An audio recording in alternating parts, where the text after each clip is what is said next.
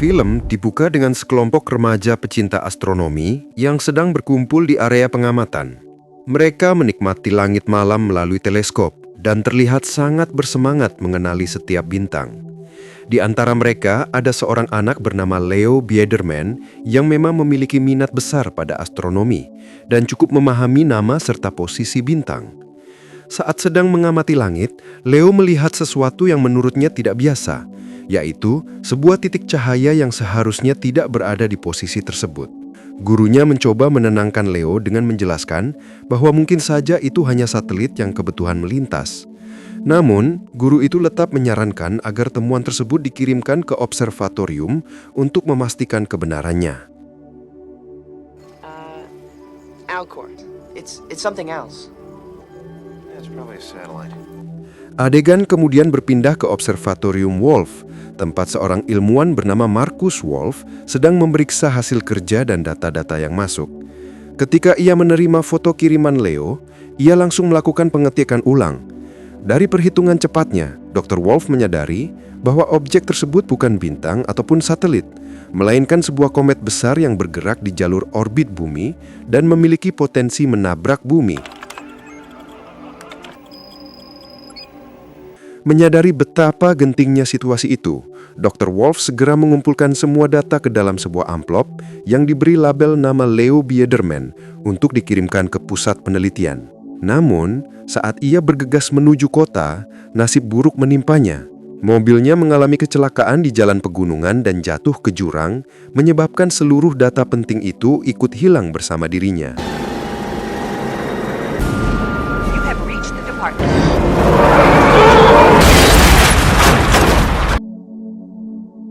1 tahun kemudian, Presiden Amerika Serikat menggelar konferensi pers besar. Dalam pernyataannya, ia mengungkapkan bahwa para ilmuwan akhirnya berhasil mengonfirmasi adanya sebuah komet raksasa yang sedang menuju bumi. Komet tersebut diperkirakan memiliki ukuran setara Gunung Everest dan dalam hitungan bulan akan mencapai bumi. Dengan ukuran sebesar itu, para ilmuwan menilai bahwa jika komet tersebut benar-benar menghantam bumi, dampaknya bisa menyebabkan kepunahan besar-besaran bagi umat manusia. Selama 8 bulan sebelum ancaman besar itu benar-benar mendekat, Amerika Serikat dan Rusia bekerja sama untuk mencegah terjadinya bencana global. Mereka membangun sebuah pesawat antariksa berukuran sangat besar yang diberi nama Messiah. Pesawat ini dirancang khusus untuk menjalankan misi menghancurkan komet sebelum mencapai bumi. Dalam misi tersebut, dikirim 6 astronot terbaik dipimpin oleh Komandan Oren Monash. Tim ini terdiri dari Dr. Patenza sebagai petugas medis, seorang ahli nuklir dari Rusia, serta beberapa anggota lain yang memiliki keahlian di bidangnya. Rencana mereka yaitu mengebor permukaan komet hingga mencapai kedalaman tertentu, lalu menanamkan bom nuklir di bagian dalamnya. Harapannya, ketika bom itu meledak, komet bisa pecah menjadi bagian-bagian kecil sehingga tidak lagi berbahaya. Presiden kemudian menamakan komet itu Wolf Biederman untuk menghormati penemunya. All of us will entertain we will prevail. Wolf Biederman. Someone at the door, Leo. Sejak saat itu, nama Leo Biederman mendadak menjadi sorotan dan ia menerima perhatian langsung dari pemerintah Amerika Serikat. Trying to take something away from Dr. Wolf. Tidak lama berselang, hari pelaksanaan misi penghancuran komet pun tiba. Peluncuran Messiah disiarkan secara luas di berbagai stasiun televisi dan menjadi tontonan seluruh dunia. Clear devices that will eventually be for a very different purpose. Designed to propel weapons of mass destruction.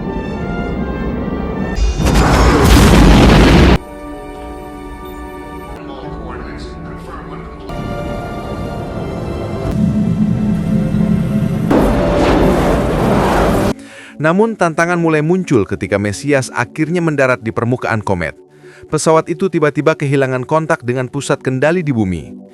Para astronot hanya memiliki waktu sekitar 7 jam untuk mengebor hingga kedalaman 100 meter sebelum sinar matahari menyinari komet dan menjadikannya medan yang sangat berbahaya.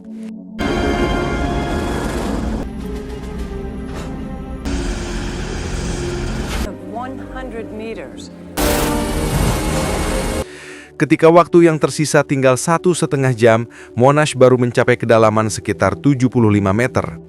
Untuk membantu mempercepat proses, kapten membawa pesawat antariksa mendekat ke posisi tim pengeboran. Pada saat itu, Monash sedang berada di dalam lubang untuk menarik peralatan yang tersangkut. Usahanya akhirnya berhasil dan pengeboran mencapai kedalaman 100 meter, tetapi momen itu bersamaan dengan munculnya sinar matahari. Akibatnya, permukaan komet mengeluarkan semburan berbahaya seperti ranjau.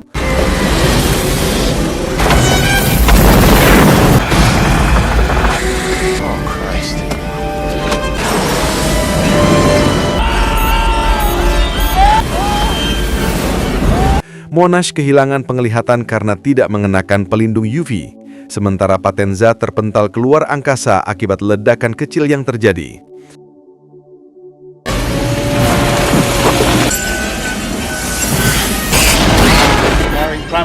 Situasi semakin memburuk karena bom yang mereka tanam hanya mampu menimbulkan kerusakan kecil. Ledakan itu bahkan membuat pesawat mengalami gangguan serius sehingga kontak dengan bumi terputus sepenuhnya.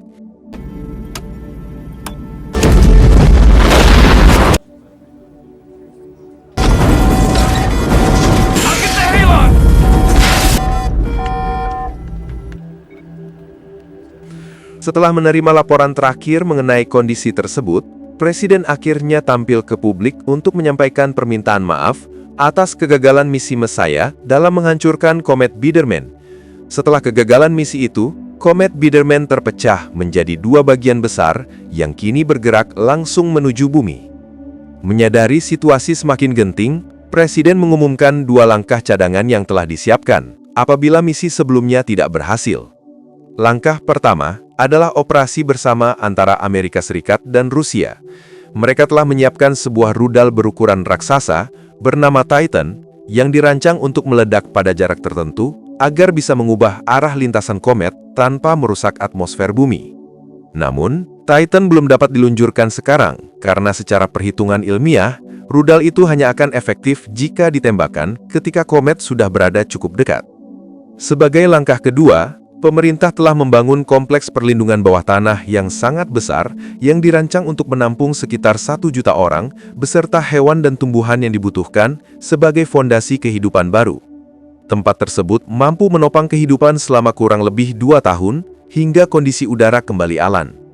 Dalam 1 minggu ke depan, sebanyak 800.000 warga akan dipilih secara acak untuk bergabung dengan 200.000 orang yang sudah ditentukan sebelumnya, terdiri dari ilmuwan, tenaga kesehatan, guru, prajurit, hingga para pekerja seni yang memiliki peran penting bagi peradaban.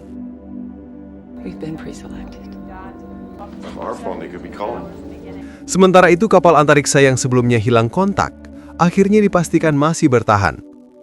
Para awaknya sedang mempersiapkan perjalanan kembali ke bumi setelah ledakan sebelumnya merusak sebagian sistem. Let's go home. Di bumi, kondisi semakin memburuk. Berbagai tindak kriminal meningkat pesat di banyak negara. Fires have been left to birds and more street fighting in Moscow. 4 minggu sebelum perkiraan benturan, keluarga sahabat Leo yaitu keluarga Sarah dipastikan tidak termasuk dalam daftar yang terpilih. Leo berusaha menghubungi pihak berwenang agar keluarga Sarah bisa ikut serta, namun usahanya tidak membuahkan hasil. Ia kemudian memikirkan sebuah cara lain, yaitu mengajak Sarah menikah, karena dengan begitu keluarganya akan memiliki kemungkinan lebih besar untuk diizinkan masuk sebagai kerabat dekat. I don't want to go without my parents. You don't have to. I gave up childish ways. From this day forward.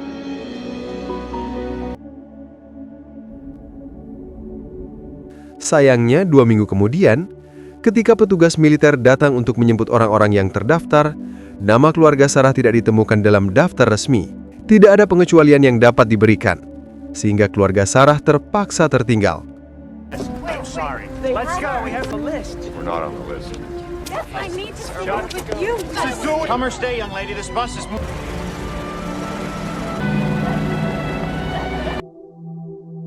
Keesokan harinya, keluarga Biedermann tiba di bunker bawah tanah.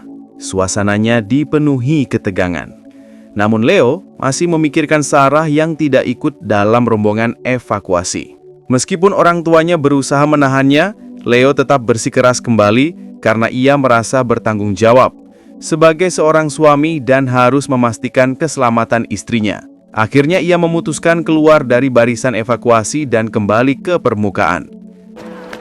Don, what are you doing?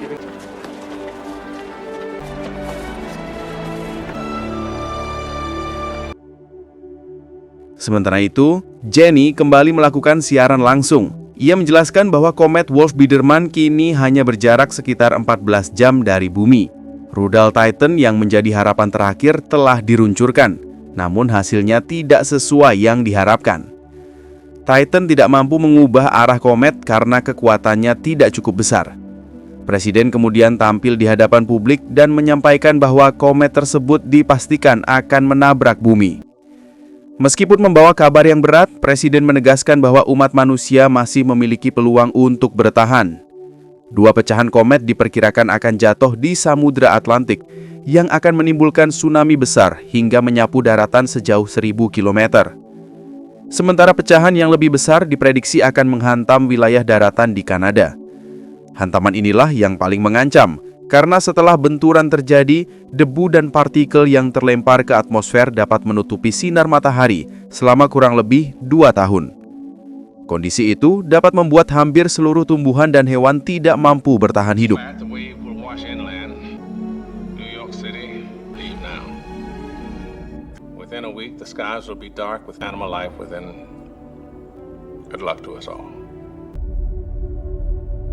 Di luar sana, tim Mesaya yang sebelumnya hilang kontak kini kembali melakukan perhitungan.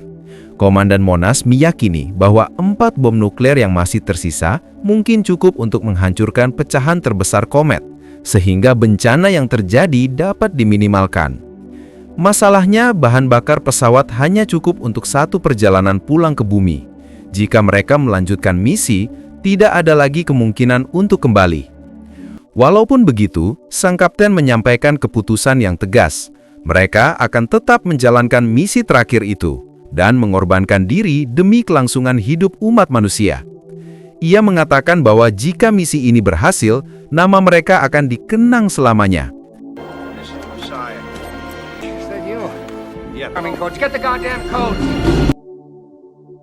Sedangkan di kantor tempat Jenny bekerja, mereka melakukan pengundian tambahan untuk menentukan beberapa orang terakhir yang berhak masuk ke bunker. Jenny termasuk dalam daftar terpilih, namun situasi berubah ketika sahabatnya yang bernama Beth tidak mendapatkan kursi di helikopter evakuasi. Melihat hal itu, Jenny memutuskan menyerahkan kursinya kepada Beth. Ia memilih untuk tidak turun ke bunker dan berencana menemui ayahnya di tepi pantai. Come on, hurry up, come on. We're on the 15th floor, so... Let's go! Hang on, let's go! Get her in! Get her in! Wait,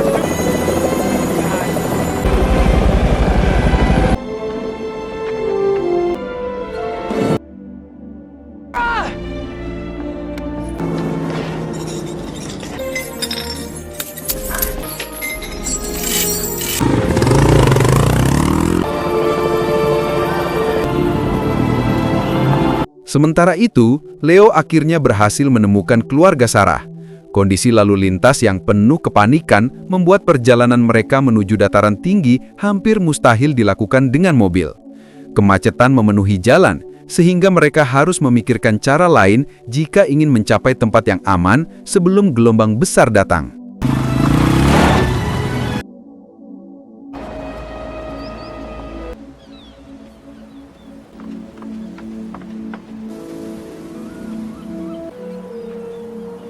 It's 11. I took $32. Dropped you on your head. Brought those pictures. I lied when I said I didn't.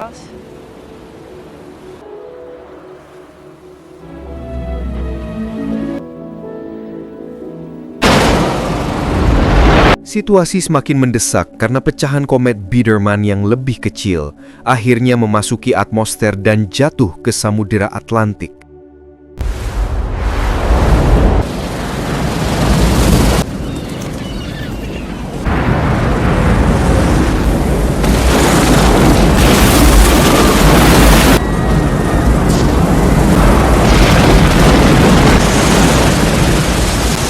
Sementara itu, Leo dan Sarah masih berusaha keras mencari jalan menuju dataran tinggi.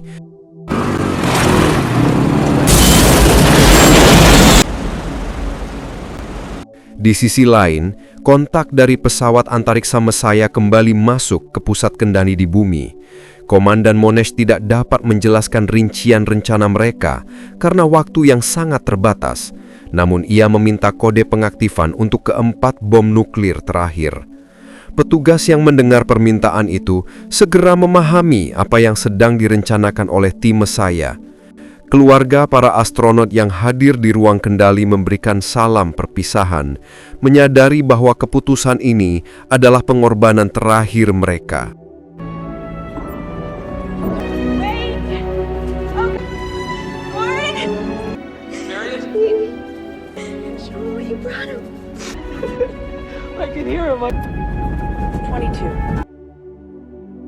Setelah mencapai posisi yang tepat, mereka melepaskan bom nuklir dan meledakkannya secara bersamaan.